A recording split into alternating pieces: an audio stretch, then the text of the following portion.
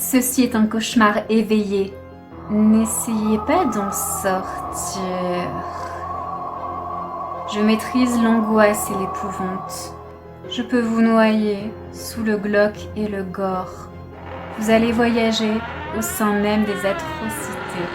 Bienvenue dans les récits nécrosés. La petite fille aux fleurs. Jadis, une petite fille naquit dans la ville de Salem.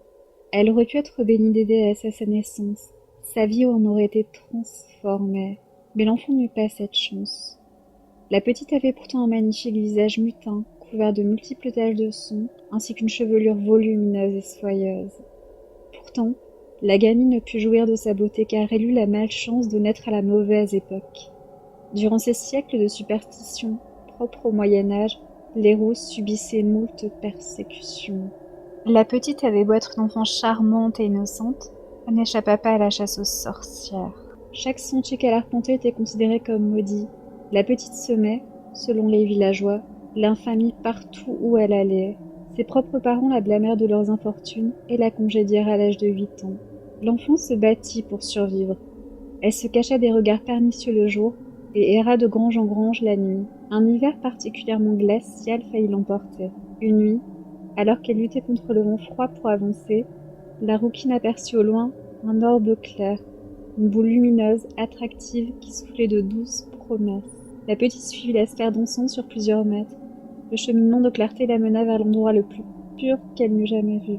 Dans une clairière, les étoiles tapissaient la toile du ciel pendant qu'un chatoiement innocent illuminait de belles fleurs blanches. L'enfant fut étourdi par tant d'odeurs florales et de lumière et voulut cueillir la magnificence.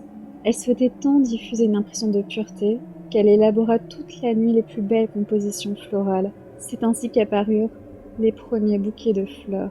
La nuit leva son épais rideau pour faire place au jour. La petite fille aux fleurs s'installa au coin d'une ruelle. Elle prit soin de rabattre la capuche de l'oripeau élimée sur sa tête pour cacher sa rousseur. Pour la première fois, l'enfant était persuadée que la beauté des compositions florales la ferait paraître belle et attrayante aux yeux des passants. Malheureusement, la crasse des haillons embaumait l'air d'odeurs putrides. Tous les villageois étaient répugnés et la gardaient en disgrâce. Le jour durant, la petite resta vaillante et quémanda de l'attention. Le vent portait sa voix légère et fluette. Une fleur contre un peu de chaleur. L'enfant ne demandait rien d'autre qu'un peu d'attention et de nourriture en échange d'une fleur. Des heures durant, la gamine grelottante et affamée garda espoir et voulut distribuer, aux passants indifférents, des brins de bonté. La journée toucha à sa fin. Au coin de la ruelle, la petite serrait toujours dans ses mains, bleuies par le froid, les fleurs blanches. Les accords de couleurs étaient si beaux qu'on eût dit un tableau, sauf que les images mouvaient autant qu'elles mouraient. La petite était si transie de froid qu'elle ne parvenait plus à se lever pour rejoindre l'abri de la nuit. Au loin, les enfants les plus turbulents du village arrivèrent. Ils étaient pires qu'une meute de loups enragés. Ils aperçurent la frêle silhouette de la petite qui ne bougeait plus. L'aubaine pour s'amuser était servie sur un plateau d'argent terne et obscène. Ils encerclèrent la fillette et ôtèrent ses guenilles pour voir qui elle était. Choqués par le contraste entre la beauté des fleurs et la laideur due à la rousseur, ils s'enflammèrent. Sous les yeux larmoyants de l'enfant, ils se mirent à arracher les brins d'espoir, déchirer les tiges vertes et réduire en charpie l'innocence des fleurs blanches. Ils jetèrent les reliquats floraux sur le corps nu de l'enfant, en chantant. Des fleurs sur une sorcière. Ils jouèrent pendant de longues heures en envoyant valser sur la petite tous les objets lourds et blessants qu'ils trouvèrent. Comme la rouquine n'eut ni la force de pleurer, ni de supplier, ils se lassèrent et partirent jouer vers d'autres lieux. Au petit matin, une dame drapée d'habits nacrés traversa la ville. Elle se dirigea vers la ruelle où la petite fille aux fleurs avait passé la nuit. L'enfant était perdu au milieu d'une foule de curieux. Les villageois, effrayés, répétaient le signe de croix puis crachaient sur un corps étendu au sol. La dame en blanc, intriguée par le sordide de la scène, se fraya un chemin au milieu des badauds. Elle vit l'indécence qui gisait inerte. Le corps d'une enfant qui conjuguait les affronts car elle était rousse et nue. Son corps était nuancé d'échymoses vertes et bleues, de cicatrices rouges et de pétales florales blanches. La dame fit fi des préjugés et trouva le tableau révoltant. La grande faucheuse avait emporté dans une effroyable mort un être innocent. Enfermés dans leurs croyances, Les superstitieux furent horrifiés par la nudité et la chevelure de feu. Pour annihiler les symboles de sorcellerie, la décision fut prise de scalper la chevelure de l'enfant morte et de la brûler. Pas juste les cheveux, mais également le corps de la petite. Un bûcher fut installé sur la place publique, avec en son centre la prétendue sorcière. Les bourreaux se régalèrent du spectacle malsain de l'enfant sans vie qui brûlait au milieu des flammes. Les flammèches léchèrent la morte et recrachèrent des volutes de fumée dans le ciel. Nul ne vit les orbes noirâtres et tourbillonnants. Nul n'aperçut la dame en blond, dont la fureur colorait le globe oculaire d'un noir d'encre. Nul n'entendit ces phrases latines, porteurs de sens et de malédiction. Medareno somessoir, Medareno somessoir. Alors que la vindicte populaire grondait, les persécuteurs qui admiraient l'enfant calciné n'appréhendèrent pas l'horreur qui allait s'abattre sur leur descendance. En 1845, la petite fille aux allumettes éclot de la plume de génie d'Hans Christian Andersen. Ce conte s'inspirait de l'histoire féodale de l'enfant rousse sacrifié, mais en réalité, nul ne fit le rapprochement. L'odieuse immolation de l'autre petite fille avait disparu de l'esprit des lecteurs. D'histoire vraie à légende urbaine que l'on se racontait au coin du feu pour s'effrayer, la petite fille aux fleurs devint le néant. Ce fut comme si elle n'avait jamais connu le jour. Pourtant, elle existait dans une autre dimension, des limbes de son esprit sommeillaient. À cause de cette injustice, la peine et la colère de l'enfant furent si explosives qu'elles engendrèrent une vengeance terrifiante.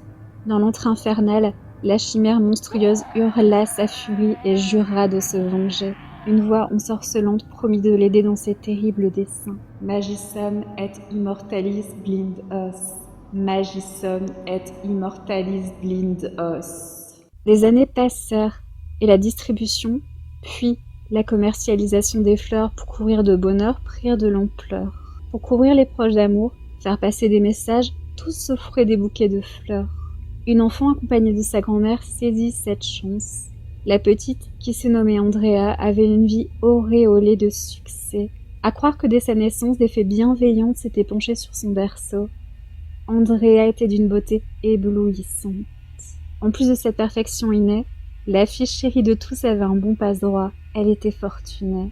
Sa richesse suffisait à nimber sa roue de lumière partout où elle passait. Sa chère grand-mère était une femme gracieuse et élégamment vêtue d'une longue cape noire irisée fermée d'un bouton nacré.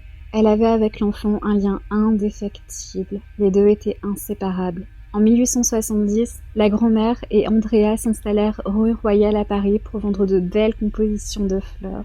Toute la journée, le sourire rivé aux lèvres, elles tendirent leurs brins de bonheur aux petits-enfants du village. Les fleurs furent vendues à des sommes astronomiques, mais les 10 enfants de la haute bourgeoisie parisienne baignaient tant dans le luxe et l'opulence qu'ils achetèrent les yeux fermés. Ravis, la vieille dame riait jusqu'au soir, pendant qu'Andrea, qui l'accompagnait, chantonnait de sa voix fluide. Midou, Midou, vole vers vous, vole vers vous. La soirée fit tomber le couperet de l'obscurité, annonciateur du plus terrifiant malheur. Dans la petite ville, 10 petites têtes blondes, chéries de leurs parents, s'installèrent dans une literie chaude. Inconscients de leur funeste destin, ils se levèrent dans des draps raffinés. Le plus intrépide des 10 se nommait Marc. Le garçonnet n'était pas sage du tout. Il faisait toutes sortes de blagues et lançait toutes les choses dangereuses qu'il trouvait dans les vitres du voisinage. Ce soir-là, malgré le confort des draps, le petit n'arrivait pas à se réchauffer. Mais comme il voulait jouer les durs, il n'en dit rien à ses parents. La nuit tomba et s'apprêta à faire perdre à l'enfant endormi toutes sortes de jouissances. Le supplice commença à 3 heures du matin. Le moelleux des couvertures n'était plus au rendez-vous. Au contraire, l'enfant sentit des sensations de morsure qui ravageaient son corps, comme si des petites mâchoires d'animaux enfonçaient des dents acérées dans les chairs sensibles. Toujours frigorifié, le garçon émergea difficilement des draps gorgés de son sang. Le pyjama du petit était coulant et poisseux du rouge qui s'écoulait de graves plaies corporelles. Tu ne dénuderas point, tu ne voleras point, tu ne tueras point. Trop tard, Midou, Midou, je vole vers vous, je vole vers vous, me moque de vous, me moque de vous. Je ne me soucie de vous, il ne se soucie de vous. Une comptine enfantine macabre résonnait dans la pièce, écorchant l'oreille de l'enfant qui tomba au sol sur un tapis de fleurs. Un Voltrum amibou fut crié dans la pièce, et les tiges de fleurs se morphèrent en pointes acérées qui transpercèrent l'enfant. De simples points serrés, les fleurs se transformèrent cette fois en clous qui immobilisèrent l'enfant sur le sol. Les fenêtres de la pièce s'ouvrirent si brusquement que les vitrages explosèrent en pluie d'étranges fleurs brûlantes qui cramèrent le visage du blondinet. Une silhouette noire irisée vola vers le centre de la pièce. Elle tenait par la main une petite forme enflammée qui promettait « Des fleurs pour nourrir la peur. » La grande chose noire s'immobilisa. Elle battit de ses ailes vers le haut, et à mesure que les ailerons descendaient vers le sol, apparaissaient des détails presque humains. Le faciès ridé de la vieille dame était d'un blanc irréel. Les yeux étaient courroucés d'un noir d'encre trop foncé. Le visage de sorcière grimaça un sourire et se pencha vers l'être à ses côtés. L'enfant qui l'accompagnait était celle de la rue parisienne. Andrea parla. Sa voix était d'une tonalité éthérée et diffusait une odeur de soufre. Le petit ensanglanté cloué au sol ne comprit pas le vieux dialecte. Alors, la rouquine reformula de sa voix désincarnée. « Si j'avais été vêtue de guenilles, m'aurais-tu fait la charité? De la chaleur contre une fleur? Aurais-tu accepté ?» La vieille dame murmura en latin, et des fils se mirent à coudre les lèvres de l'enfant blond. « Si tel est ton souhait. » ricana Andrea. Une odeur nauséabonde embauma l'air de la pièce. Des effluves de pourriture et de crasse empestèrent l'ambiance. Andrea avança vers l'enfant en chancelant. Sa luxueuse beauté fit place à un charme désuet et dénué de richesse. Des taches de son bourgeonnèrent sur le visage. Les vêtements hors de prix firent place à de vieux haillons salis et défraîchis. La riche enfant devint la petite fille aux fleurs qui fut sacrifiée sur la place publique il y a des années. La pauvrette incanta. « Tu ne mérites pas de chaleur humaine. » À ces paroles, le garçon trembla de froid. La petite rousse passa sa main glaciale sur le crâne de l'enfant et demanda « Que symbolisent tes cheveux ?» Le supplicié, dont la bouche était cousue, ne pouvait répondre. Alors la rouquine continua. « Comme tu voudras. » L'effroyable rousse incanta en faisant danser sa main dans les airs. Les cheveux blonds et la peau de la victime clouée au sol furent arrachés centimètre par centimètre. Le scalp voltigea. Le cuir chevelu sanglant traversa la fenêtre de la chambre et disparut dans l'obscurité de la nuit. Des morbides clochettes blanches fleurirent au sommet de la tête ensanglantée du garçonnet. L'enfant chauve, cloué au sol, sombra progressivement dans l'inconscience. Comme il ne bougeait plus, la petite fille aux fleurs s'ennuyait. Elle se souvint qu'il lui restait 9 autres compagnons de jeu dispersés dans la ville. La sorcière rousse tendit la main vers sa grand-mère d'adoption qui lui concéda jadis une partie de ses pouvoirs.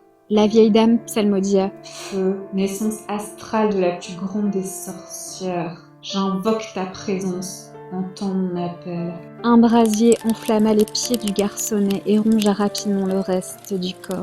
Pendant que les sorcières ricanaient à n'en plus finir, le feu finissait de détruire les vestiges de l'heureuse vie du garçon.